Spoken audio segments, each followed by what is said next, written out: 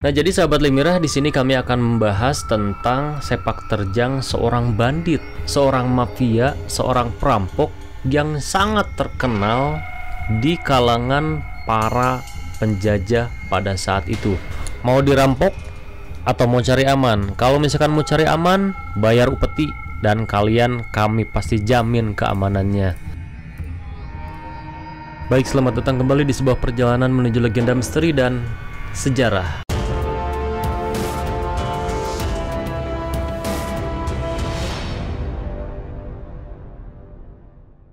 Baik, assalamualaikum warahmatullahi wabarakatuh. Sampurasun, apa kabar teman-teman semua? Semoga kita semua selalu dalam keadaan yang baik ya teman-teman. Kembali kali ini Limirah akan menghadirkan sebuah kisah yang sangat berkaitan erat dengan sejarah sepak terjang para bandit yang berada di kawasan Batavia. Sebelum bercerita, tak lupa bagi sahabat Limirah yang belum melakukan subscribe, silahkan tekan dulu tombol subscribe-nya. Dan nanti setelah nonton video ini sampai selesai, sahabat Limirah menyukai video ini, tekan langsung tombol like-nya. Dan apabila sahabat Limirah mengetahui kisah lebih lengkap tentang apa yang akan kita ceritakan berikut ini, silahkan langsung tulis di kolom komentar. Baik sahabat Limirah, ini dia kisahnya.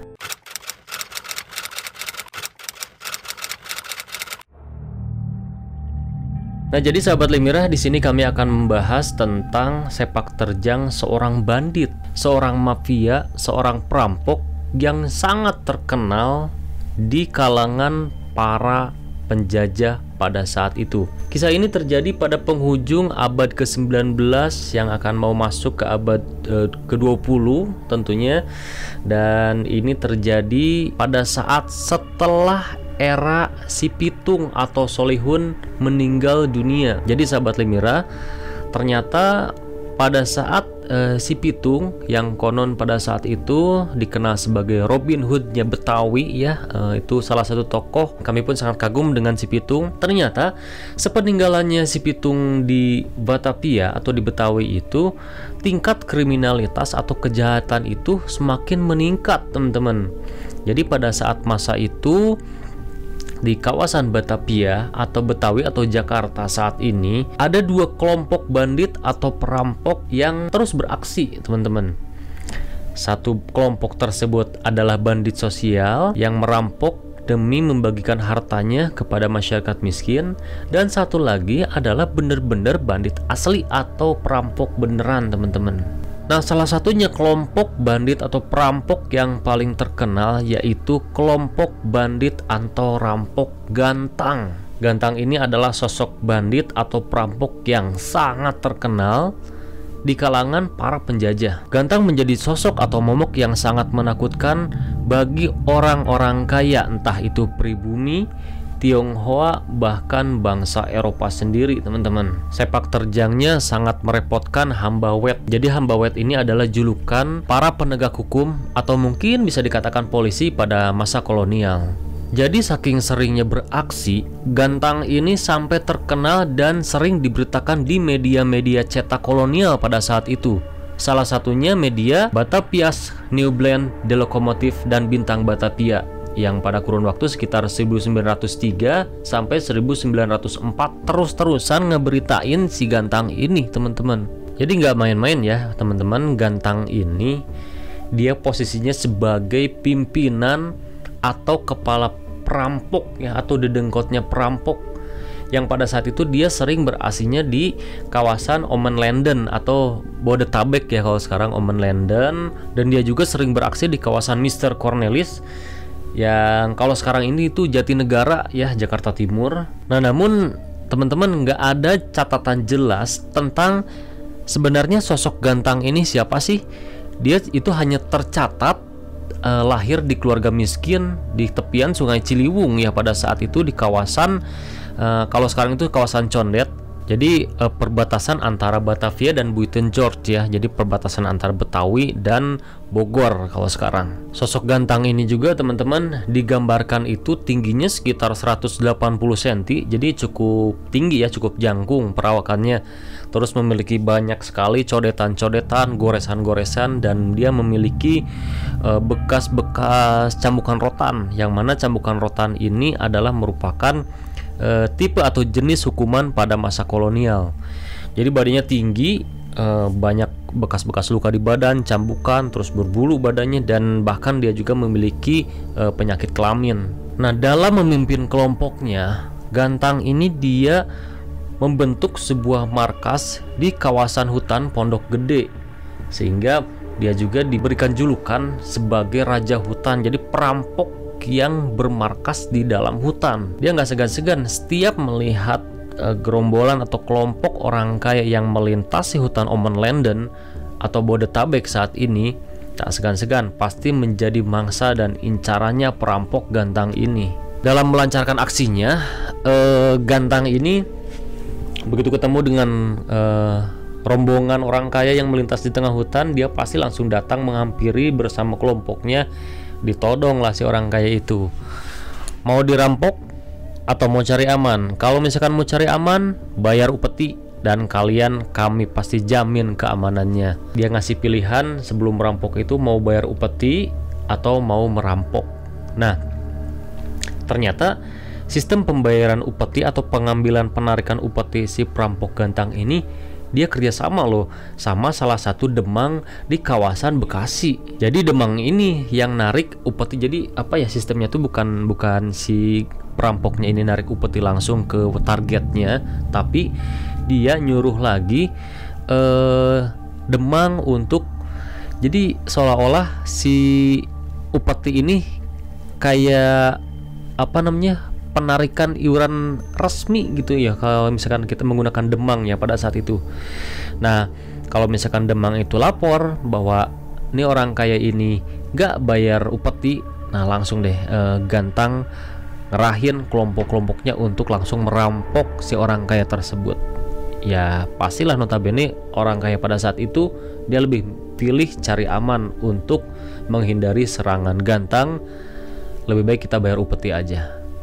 Nah, kembali seperti yang tadi kita sebutkan bahwa sepak terjang Gantang ini ternyata banyak sekali bikin para penegak hukum, para polisi militer yang pada saat itu gerah ya teman-teman. Dan ternyata Gantang itu pernah 2 kali ditangkap dan dimasukkan ke penjara teman-teman. Yang pertama itu pada tahun 1895, tapi dia berhasil kabur.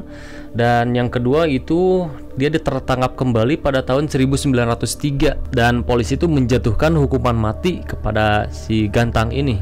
Namun ternyata Gantang berhasil kabur, jadi dia tidak sampai divonis dan dihukum mati. Nah, karena saking banyaknya koneksi, banyaknya jaringan-jaringan, terus Gantang ini juga banyak sekali mempelajari ilmu-ilmu gaib, ilmu-ilmu kanuragan, ilmu pencaksilat, ilmu bela diri, sehingga dia menjadi sosok penjahat atau bandit yang cukup licin untuk ditangkap oleh para penegak hukum pada saat itu. Namun setelah sekaburnya Gantang dari penjara, ada salah satu berita, salah satu media lokal pada saat itu yang memberitakan bahwa ternyata saat ini Gantang sudah meninggalkan dunia hitamnya dan dia sudah pindah keluar daerah, mungkin keluar distrik atau kabupaten lah pada saat itu ya. Namun walaupun di berita tersebut Gantang sudah diberitakan bahwa dia telah meninggalkan dunia hitamnya atau dunia kejahatannya, tapi masih ada saja oknum bandit lain, para penjahat lain yang pada saat beraksi selalu menggunakan nama Gantang. Dan ini tentu saja akan menjadi merugikan bagi Gantang ya, yang pada saat itu sudah mulai mencoba meninggalkan dunia hitam dan dia berpindah dari kawasan Batavia dan melarikan diri ke luar Batavia. Sampai akhirnya pada tahun 1904 para polisi militer mendapatkan kabar bahwa di salah satu wilayah di daerah Kendal, Jawa Tengah, ada satu pria atau pendatang baru yang berasal dari Batavia. Berita itu sangat cepat sekali menyebar sampai akhirnya polisi militer bertindak untuk langsung segera menuju ke daerah Kendal di Jawa Tengah sana. Dan polisi itu tidak gegabah karena mereka tahu bahwa Gantang ini cukup licin untuk ditangkapnya, sehingga sebagian polisi itu menyamar sebagai pemburu. Nah, pada saat hari penangkapan, para polisi menggunakan strategi untuk mengumpulkan para pria ya, para bapak-bapak nih dikumpulin di balai desa, yang pada saat itu akan diinformasikan bahwa Para pria, bapak-bapak dikumpulkan di balai desa untuk dicatat sebagai wajib pajak ya. Padahal itu hanya tujuan untuk mengumpulkan para lelaki, sampai akhirnya ada satu target sosok pria yang dianggap bahwa itu ganteng dengan tinggi dan ciri-ciri sama persis dengan ganteng berhasil ditangkap, dan ternyata pria itu sudah mengakui dirinya bahwa saya bukan ganteng, saya Unus ya. Mungkin pada saat dia pindah dari Batavia ke Kendal ke Jawa Timur, dia sudah berganti nama menjadi Unus. Namun polisi militer tetap menangkap sosok pria yang mengaku dirinya bahwa saya itu Unus. Nah, sepenangkapan di Kendal di Jawa Tengah itu sampai akhirnya disitulah sepak terjang terakhir perampok ganteng.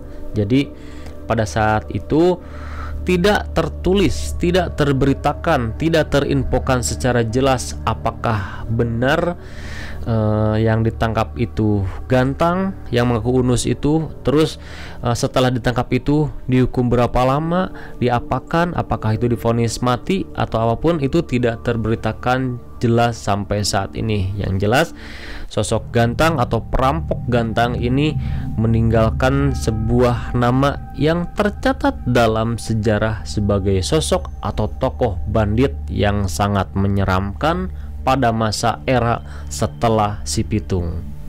Baik sahabat Lemira, mungkin itu sepenggal kisah atau cerita yang bisa kami sampaikan pada kesempatan kali ini. Bagi sahabat Lemira yang sudah menyaksikan video ini dari awal sampai selesai, kami mengucapkan terima kasih, hatur nuhun. Langsung saja tekan tombol like-nya ya, yang bagi sahabat Lemira yang menyukai video ini, dan silahkan share video ini sebanyak-banyaknya.